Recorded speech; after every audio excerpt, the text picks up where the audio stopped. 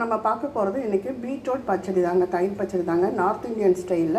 இப்போ பீட்ரூட்டை வந்து நல்லா துருவிட்டு கொஞ்சம் தண்ணி விட்டு வெந்நீர் விட்டு அதை கொஞ்சம் நேரம் ஒரு 5 நிமிஷம் வச்சுருந்துட்டு அதுக்கப்புறம் எடுத்துக்கோங்க.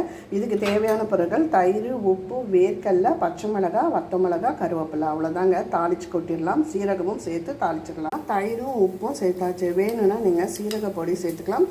நான் சீரகம் வந்து தாளித்து தான் கொட்ட போகிறேன். இதை இப்போது நம்ம வந்து கலந்து கொடுத்துக்கலாம். பாருங்கள், தாளித்ததை இதில் கொட்டிட்டோம். வேர்க்கடலை, வத்த மிளகா, பச்சை மிளகா, கருவேப்பிலை.